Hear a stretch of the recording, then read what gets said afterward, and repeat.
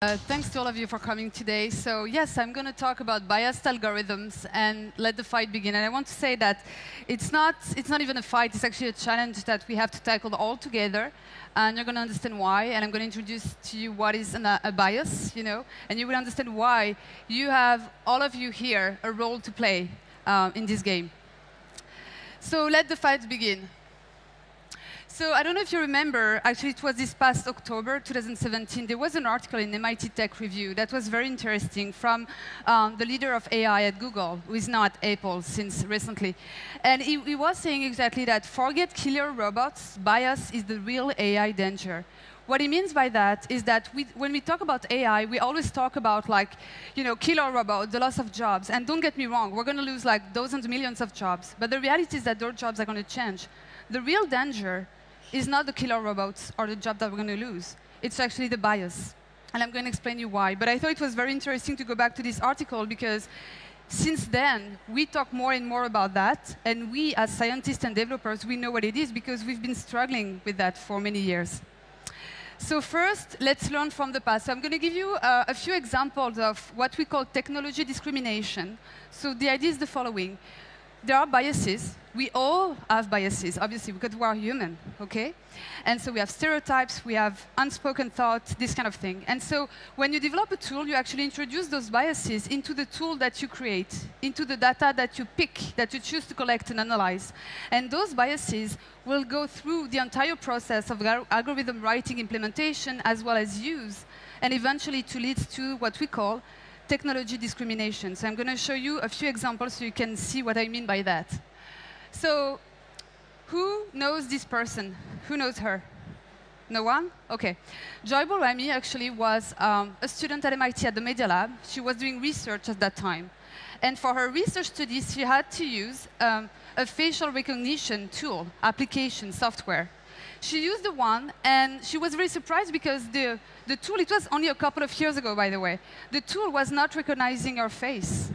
So she thought that the tool was broken. So she asked her colleague to use the tool as well. And on them, it was working. And then she realized that it was not working for her because she was black.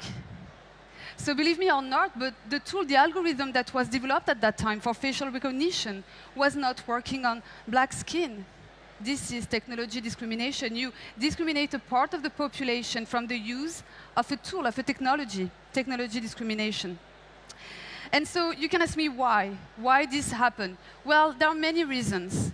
The reason is what? Is maybe the group of people who designed the algorithm and the model, of facial recognition didn't think about darker skin, didn't think about using the right contrast to analyze those images.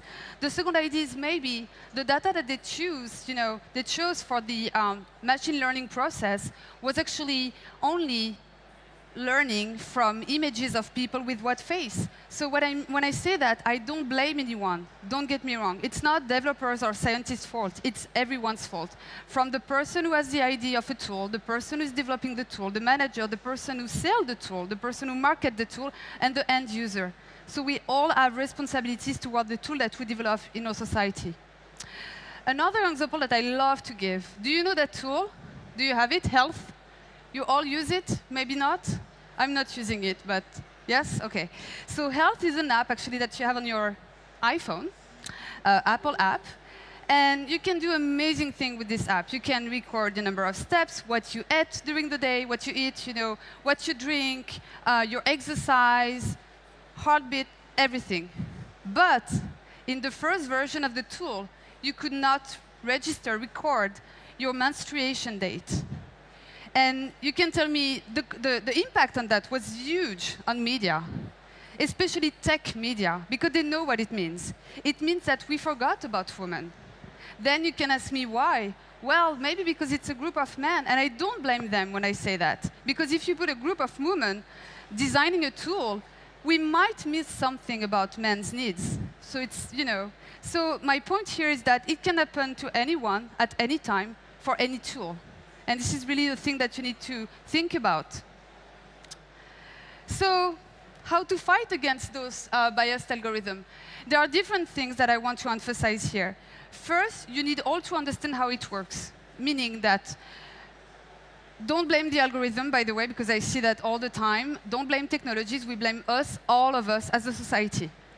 And so there are many ways. First, you need to understand what is an algorithm, all of you here. You need to understand what is the data, what is the criteria, because the biases in the algorithm are there under two different forms. One is within the set of what we call explicit criteria. A set of explicit criteria in the algorithm is a set of criteria that are explicitly defined by the developers, by the scientists, okay? For instance, in the case of the facial recognition algorithm, you can say, okay, I'm going to define this kind of contrast explicitly that's going to be recognized on pictures. Then there is a set of implicit criteria. And this is where the AI is coming. I mean, more the machine learning, I would say, which is a sub-discipline of AI. So the machine learning is coming. Why? Because you're going to train your algorithm on a set of data that you're going to choose, you're going to collect, you're going to analyze, you're going to clean. You have a control over this set of data. So this, through the training process, is going to lead to what we call the set of implicit criteria within the algorithm. So again, there is many, many ways to fight that. And I propose 3 things here. But you can find different ways. My first way is for you guys to understand how it works, because in most of the cases, the users was the person who actually caught the bias, the technology discrimination. But then you're going to work with developers in the future. You're going to work with scientists in the future. So you really need to understand how it works. So first, I like to call coding first. Let's go to the right, coding. Well, for people who know me, I like to say that we're not going to need as many developers as we need right now in the future. Obviously, this is the life. But in reality, is that we all need to understand a little bit the underlying mechanism of technologies.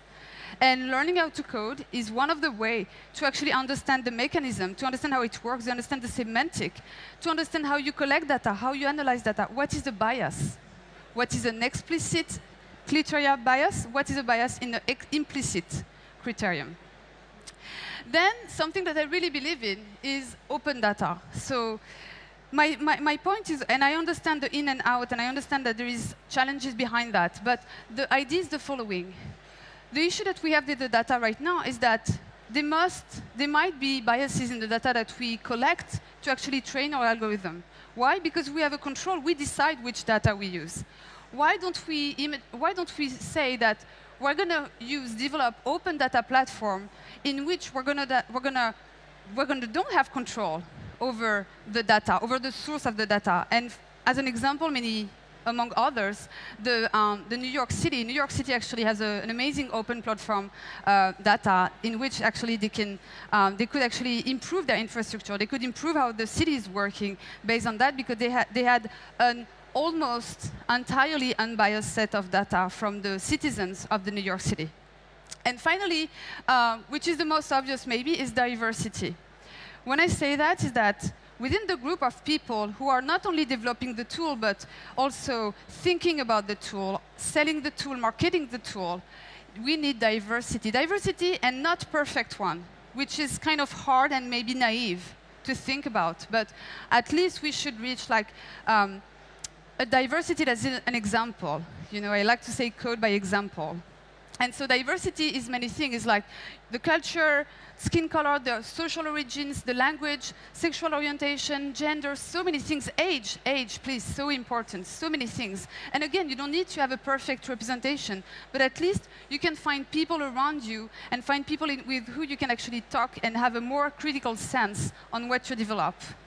And there was actually a study from Harvard saying that if you put a group of people together in the same room thinking about an idea, and the people are the same, similar, they're going to focus on their similarities to develop the idea.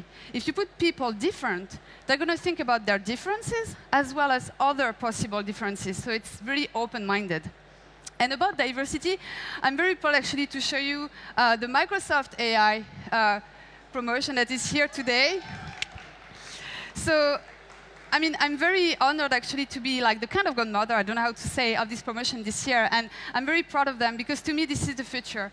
It's a group of people who are different, who don't have any for most of them, don't have any technical background, but they want to learn AI. They want to learn the mechanism because they want to incorporate those skills into their field. You can be a lawyer, you can be a teacher, anything.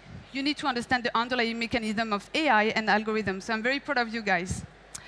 And then we finish with that, which is a study from 2016, a study over like Google News article to actually relate from the male, how to say, the male identity, the male job, find the female corresponding job. And they found out that a man is to computer programmer as woman is to homemaker. I let you with that. I leave you with that. Thank you.